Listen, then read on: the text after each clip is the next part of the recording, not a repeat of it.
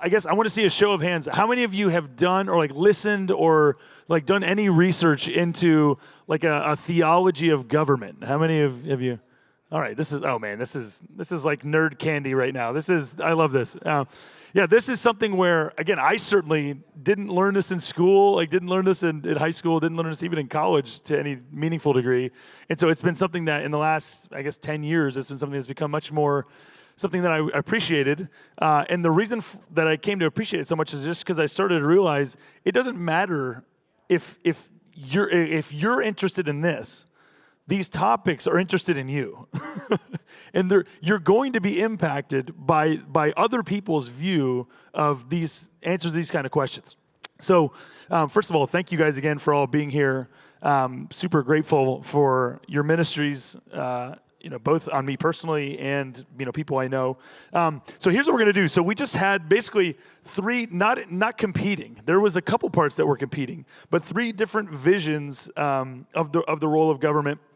I guess one of the first things I want to ask is, so basically this defining what government does. I think we all broadly agree that governments exist to help further the creation mandate, right? And this is, very early. God says that humans are to be fruitful, multiply, fill the earth. I think we all agree there. I think that there's going to be some disagreement on where do we draw the lines in defining this.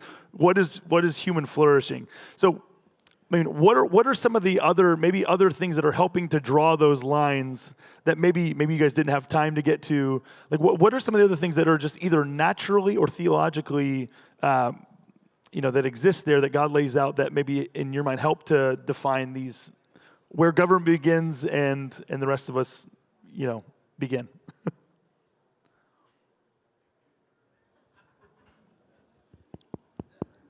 Well, maybe just to kind of get things rolling, I think that human governments are not a sort of a bug, but a feature. So the idea that if man hadn't fallen, there would be no need for government or some exercise of authority, I think is just wrong-headed. I think that it's obviously the case that governments, I'm thinking of governments that are entrusted with the sword, have to restrain evil. But there are other roles that, Jonathan brought out that exercise authority without the use of the sword. So there has to be some kind of use of authority to help us work together. And I think that when I think of government understood broadly, that would mean that even if there had been no fall, there would be government. Yeah, I definitely agree. Feature not bug, before the fall, like that's absolutely there. All right, here's what we're gonna do. So we're gonna start going in one at a time. So Jonathan, this question is for you. Okay, so you said that the government. Actually. Oh, I'm so sorry. Go for it. I wanted to throw something. Oh, in do there. it. Go for it. Stir it up. I'm going to go back to sphere sovereignty. Okay. I think that the government plays an essential role in society. I would add that all institutions of society exist to fulfill the Dominion mandate. Yes. I mean, everything does. But if you go back to the idea of sphere sovereignty, one of the things that government does is it helps ensure that the spheres themselves operate correctly and don't overstep their bounds. And so, in a sense, the government is playing traffic cop, or maybe you could think of it as sort of a judiciary, overseeing things and making sure, like I said, they don't overstep their bounds, they don't violate rights, they don't do any of those other kinds of things. The big problem comes up with what happens when a sphere collapses, when a sphere stops doing what it's supposed to do, or becomes really corrupt or something like that. That sphere is essential for the proper functioning of society. And what has to end up happening, or what, in practice, is another sphere has to step in to take over or to oversee the task that sphere had been doing. The problem is no other sphere is actually equipped to do that effectively. And the other problem is the sphere that most often steps in is the government. which means that the government gets involved in a whole lot of things that it's not genuinely equipped to do well. So consider, for example, the situation of social welfare. It is something that is very, very important. We need to take care of widows and orphans. But the problem is that's best handled on a local level. The Catholic principle of subsidiarity, I think, is exactly correct here. The government, by its very nature, when you federalize or nationalize a problem that's best handled on a local level, you get a situation where you have solutions that are one size fits none. And so those are some of the problems that emerge here. But when you have a collapse of the intermediate institutions when the government usurps those intermediate institutions, you get things that are operating ineffectively. So, for instance, you would be open, or would you be open? By the way, I love both your talks. I think I agreed with everything I heard said. Questions about, okay, well, what does that mean? But everything, I just really appreciate both talks. So, for instance, when you mentioned education, I agree, it fundamentally belongs to the parent. But if you have a collapse of, say, the family, abusive parents, is it acceptable for the state to step in on behalf of its citizen, the child, and say, no, you won't beat the snot out of that child? And or in matters of education, if there is you say you have an entrenched underclass, education's not happening, is the government, in your understanding, at least free? It's going to create problems. We know those problems. But is it at least free to, and maybe even sometimes advisable to step in and undertake education? Okay, let's start with the first one. Yes, absolutely, the government can do that because what is occurring is a crime. That's part of the government's responsibility of defending people against abuse, against crime, those sorts of things. As far as education goes, it sounds good, but the effect is, I've watched what happens when the government does that, and it doesn't work. When you actually take a look at what happens in education, we have seen a progressive erosion of standards, and we've seen a progressive erosion of test scores and everything else ever since the government established the Department of Education. It's steadily gone downhill. So it's not clear to me that that was the right solution, and it looks to me like an example of a sphere that has collapsed, possibly because the government stepped into it. Isn't it though sometimes yes, sometimes no, prudence dictates, wisdom dictates. And when I think about taking outside of the United States experience, such as the last 100 years or so, moral decline and so forth, and what is being educated, and just look at across the planet, literate nations versus non-literate nations, and recognizing to some measure literate nations are that because governments have established some form of public education, that literate nations in basically every category are doing better, right? Doesn't that mean I, as a matter of wisdom, not necessity, a matter of wisdom, might want to say, well, okay, maybe national math standards for 8th graders isn't a terrible idea, or required literacy isn't a terrible idea? I think that the problem becomes primarily, I don't think that there's necessarily a problem with setting standards. I think it becomes a problem more when the government dictates how this is going to be done. That is, I think, again, as a matter of subsidiarity, I think that's best handled on a more local level than federalizing it.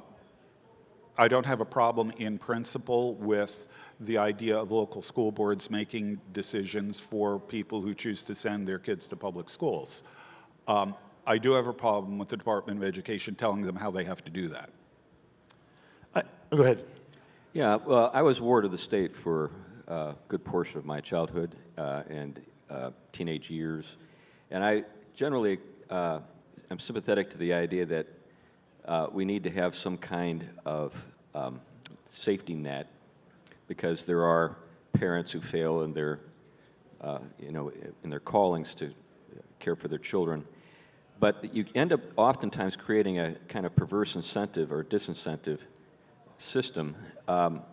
So I've told people that I'm glad that I didn't starve to death in the street, but being raised by the state is like being raised by the DMV, and it really is. So, I got government surplus cheese and all kinds of gross stuff that kept me alive. I'm grateful that I had those things, but I do think that people who are unfamiliar with the limitations of bureaucracy really have a kind of a crazy set of expectations. So like when somebody on the left says, takes a village to raise a child, well, a village is a different thing than the bureaucracy that I was subjected to.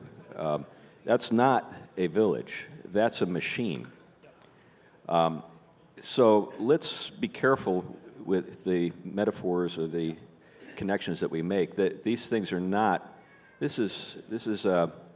And they're doing that purposefully. They're using this sort of warm, fuzzy kind of image to actually undergird and then you end up with these like disincentives. People who don't think that they need to have children because Social Security will take care of them, or some 401k, not realizing that the only reason why Social Security is solvent is because we're having more and more people. Yeah, I think one of the things that it's important, a couple of you touched on, is like we have to use equal weights and measures even in the definitions of or understanding of the terms we're discussing. So we're using the word government, and the temptation is to think of that a government is a government is a government, but again, for most of human history, you haven't had deficit spending. You haven't had unlimited currency where governments were literally able to claw back from the future purchasing power to anywhere near the same kind of degree that we can. So I think about... Excuse me. We've had deficit spending. Yes, I'm not saying I'm not saying it hasn't... Yes. No, this is an important point. Yes, I'm not saying it hasn't existed. Every great power in history has been sunk by deficit spending. 100%. I 100% agree with you. Yes. And that's a warning. Yes. 100%. I 100% agree that it has happened. What I'm saying is it hasn't, just first to the degree, and we should learn from it because they all fail. It ends up turning out horribly. And so I guess my thing is to act like there's people who they'll read Romans 13 and they'll eisegeise their understanding of government from 2024 back into then. And they're like, okay, look, Paul is talking about us being the federal government being involved in everything under the sun. And what I'm saying is I think that what we're taking for granted, the thing that's being taken for granted, is unlimited money to fund anything that we want to do. And what I'm saying is that's, and what we're going to be talking about later, is that's not only unsustainable, but it's also incredibly unjust and creates, to your point, all of the misaligned incentives that we're seeing. So again, so you have an example where the government right now is sending hundreds of millions of dollars that they created out of nowhere to fund abortions in Africa. So that's just a reality. So this isn't money that the government worked hard for, paid people to go out and dig gold out of the ground to produce it. This is literally money that we're literally creating out of thin air to go fund and say, let my kingdom come, let my will be done. Let my American will be done. Whoever's in power, that seat of power that day, to do that. And so I think that's the difficulty, is trying to compare and talk about these things as if they're equal when they're not equal. Okay, so here's a question for you, Jonathan. We'll leave this one to you. So you said that government can intervene to stop people from harming each other. So does harm just mean physical harm, or also moral harm? So here's an example would be could the government intervene to stop people from something like making porn or publicly speaking with oratory blasphemy because such things are morally harmful? If it's only physical harm, how do you justify or ground the use of that distinction? That would be one question. Yeah, harm is a concept that very much gives way potentially to concept creep. Mm-hmm. Yeah. And we see that occurring in our own day, where it encompasses more and more of life. And you disagreed with me. You said something that I find offensive. You've harmed me. Well, just because reductio ad absurdum is a possibility, just because concept creep is a possibility, doesn't mean we have to do away with the concept. Yeah. Just because there's bad marriages doesn't mean we do away with marriage. And so with the concept of harm. In Genesis 9:6, it's pretty concretely identified, whoever sheds blood. which, I'm going to say I think harm needs to be in some sense quantifiable. And I think it pertains certainly to physical harm. But I think that physical harm, and this is me sort of extrapolating a little bit, I think it could apply to lives or livelihoods. I threw that word in my talk very briefly. I didn't defend it. But yeah, I think it applies to livelihoods. And so if you are affecting my ability, I think private property, one of you were talking about that, is part of necessary for protecting my labor. Who was it? You talking about Adam pulling an apple from the tree or whatever, right? Private property is a way of sustaining my livelihood. If you put a fence around all of the trees and I can't get to them, well, that's going to affect my livelihood and eventually my life, right? My family's life, my ability to provide for them. So yeah, no, but I do think it pertains to those things that would potentially encroach upon a person's ability to fulfill the dominion mandate and support our lives so that we can get on doing whatever God has called us to do. So, yeah. Now, so when you start moving into matters of emotional harm, that becomes more problematic. You get into certain kinds of speech. Well, I think I think you potentially. Everybody says you can't shout fire in a theater as a classic example. Well, why not? Well, shouting fire in a theater is going to cause quantifiable harm, right? And so a government has interest potentially in not shouting fire in a theater. But other forms of speech, well, that's where I think we got to be very careful and leave much of it open. So this is where, particularly with regard to language, I think that there's a set of metaphysical assumptions that are in place in the early American experience that are different than exist today. So the idea that speech can be free is in the hope that you can say something that is true, and the feelings that you have about truth and falsehood are secondary. Whereas in the situation that we live in now, with a kind of post-truth, post-modern understanding, language is merely understood as a tool for getting your way and a kind of violent way you can go about it to get what you want. So because my feelings have been hurt, you have actually harmed me, because that's all language is for. It's either a weapon or a tool. It's not really possible for us to talk about truth in the sense that. So, for example, Leslie Newbegin is a thinker that's been helpful to me, and he wrote a book entitled Public Truth, in which he maintained that Christianity is public truth. It's not private truth. It's not true because I want it to be true, but it's just true, and we proclaim it to the world as true. But that's not a tool that we use or a weapon that we use to get our way. We're trying to say something about reality. But the contemporary way of thinking about language and so forth, and it's not even thought out. It's mostly emotive in character. But there's nobody challenging that in institutions of higher learning. The vast majority of the people in literature and language arts are completely on board with the postmodern way of thinking about language. It's come a long way just over the course of my lifetime. There were still holdouts when I was in school. They're almost all gone. Can I throw in one other comment? So much of government depends on wisdom, and I think the Bible says that. I think of Proverbs 8, verses 14 and 15. Wisdom personified says, "By me princes reign and kings govern," something like that. Or you think about, I quoted it earlier, 1 Kings 3:28. Solomon's confronted by two prostitutes. "My baby, no, my baby." And he's like, "I know, bring a sword, cut it in half." And Mom's like, "Okay, she can have it." How does the narrator summarize that? He says, as I quoted, "And people were amazed that God had given wisdom to Solomon, wisdom to do justice, which is to say, in matters of so much governance, what constitutes harm? Is that harm? Not harm. What's the right interest rate? And 1,000 other questions, 1,000,000 other questions we can ask in matters of government. There's not case law in the Bible. There's not a black-white, do this in this situation and do that in that situation. Instead, it depends on wisdom, right? And that's really annoying because I wish the Bible just told me exactly what to do when, but it doesn't. And so what we need is wisdom from God with these 1,000 different questions. There's no algorithm that tells me what to do precisely. And what that does, what the requirement of wisdom does, is it requires us to lean on the Lord, right? So back to questions of harm, back to your earlier question of like, okay, well, where exactly is the line? Well, honestly, as much as we'd all like it to be super clear, it's just not.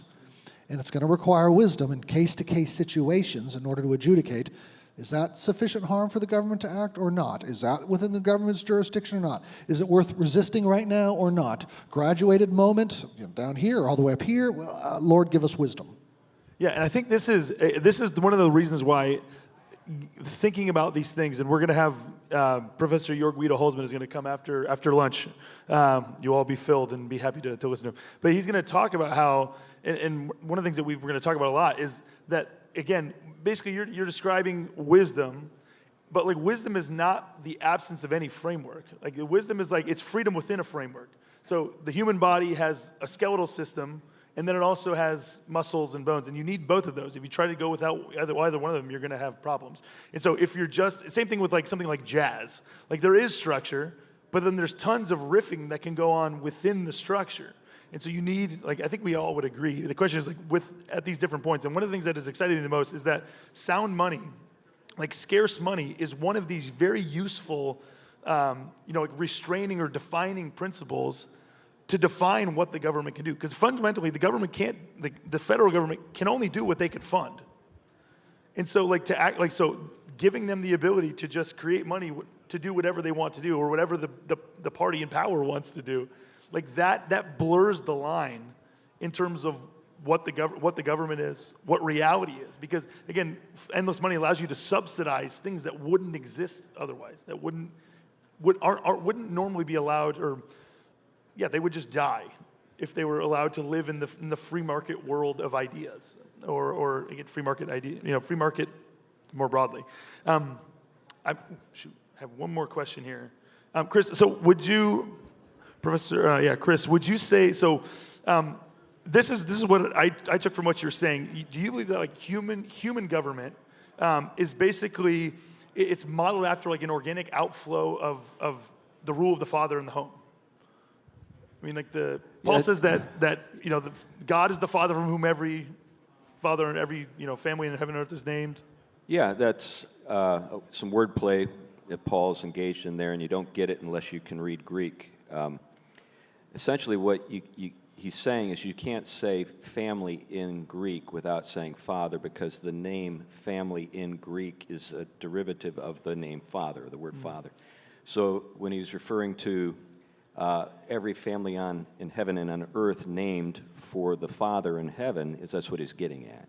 So in some sense, our households are microcosms of this larger structure, this larger reality. And again, this is kind of a metaphysical dream. Richard Weaver, in his book Ideas Have Consequences, he talks about the metaphysical dream. There's always a metaphysical dream, and even the void is a metaphysical dream. The void is what we live in today. That there is no sort of superstructure to reality, and that we construct everything. So, anachronistically, we interpret our ancestors through that contemporary metaphysical dream. But there is a reality outside our heads, and there are consequences.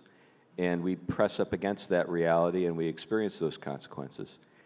One of the things that really got me thinking about productive property, which is something I write about a lot, was Richard Weaver's last metaphysical right. There's a chapter in that book, Ideas Have Consequences, where he says, everything has been leveled, but there is one thing that stands, and that's property. That still stands, at least in the West. And so that's the last metaphysical right. It's not just merely a legal convention. It's a metaphysical reality. That's what he's getting at. And then, he makes an argument for if you find yourself in a world that's totalitarianizing, you need or canceling. By the way, canceling is not new. You can see a lot of cancellation throughout human history. It's just what is the regime that's doing the canceling, and we've become aware that we are now the target, or many of us are. So he said he anticipated. He taught at University of Chicago, and he knew that he was a kind of a dissident intellectual, and he realized, what if I find myself canceled? How do I survive? I've got to have some productive property, and that's the nature of that chapter in that book. And that's what really originally prompted my thinking, and I got into Aristotle after that and so forth. But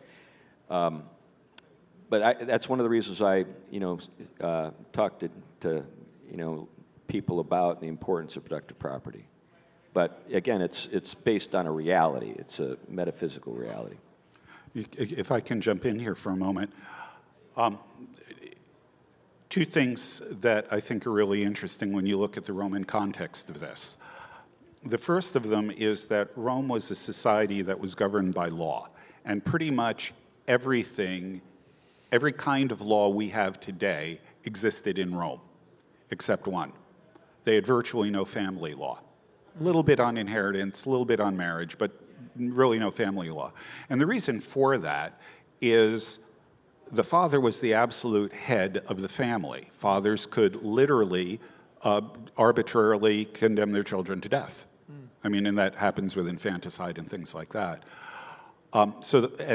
Actually, the legal definition of a family in Rome is everyone under the authority of the paterfamilias. So slaves, children, wife, everybody under the father's authority was the family. That was the legal definition. Now, the other part of this is the Roman concept of what it meant to be a god. A god was the supreme authority in a particular sphere of life. So you want to go on the sea. Neptune is the god of the sea. You perform a sacrifice to Neptune to acknowledge his authority in the hopes that he will not kill you. Okay? Gods were feared, not loved. Interestingly enough, the Romans, this is not well known, the Romans worshiped their ancestors. And the reason they worshiped their ancestors is the ancestors were the fathers who were the supreme authorities in their families. So all of this ties in with what Chris was talking about, the metaphysics of this whole thing. So, that's just a reinforcement of it. Yeah. Wow. Okay. Man, okay. Yeah, all right, we have 2 more minutes, so we have time for one more question. Let's see here. Yeah, okay, so here's one more question for Jonathan, and then you guys can feel free to answer as well. Okay, Jonathan, you said that government shouldn't stop people from using whatever means of exchange they like, but what if a government, and this has happened, it's happening to a degree in the United States now, it's happened in China's banned Bitcoin 7 times. I wish Peter Leithart were here. He could talk about, the number 7. I'm sure he'd have some greater meaning to that. But our government is cracking down on Bitcoin to some degree.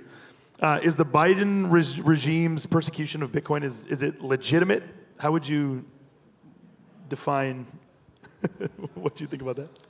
I would need to know more why, what injustices that do fall within the government's jurisdiction, what injustices they would say they are seeking to prevent, sure, or are prosecuting. So I wouldn't know why and what they're doing it for. Hypothetically, yeah, it could stop a currency if that currency was using or being manipulated by certain actors to cause various injustices on other parties for one reason or another. But at the same, so hypothetically, yes, you can stop a currency. But you got to have a good reason to do so. So when the colonial powers came into various nations of Africa, one of the things they try to do is to overtake the various currencies that people were using in order to insist on their control of. So even a nation like Burkina Faso, there was a battle between the French colonial power and the people who wanted to continue to use one form of currency, and it took them, I think it was to like 1948 when finally the French colonial power insisted, no, our currency. Now that might have been unjust, I'm not saying it was just. I'm just saying there are times when governments do come in and say, not this currency, but that currency. And sometimes it's just to do so. Sometimes often it's not. Yeah. The interesting question there is that the government does have a right to tax to fund its legitimate functions. Legitimate functions There's the being rub. an interesting question here. But suppose, as a hypothetical, you have someone whose entire economic life is built around Bitcoin, does not use the dollar at all. How does the government tax it? The government has a legitimate right to tax it. So how does that happen? So the government, sooner or later, is going to have to be involved in that kind of question. And we, as I said, we know that taxation is, at least up to a point, legitimate on the part of the government. So. Oh, man. All right, we're going to have to leave it there for now. There's so many more questions we could ask.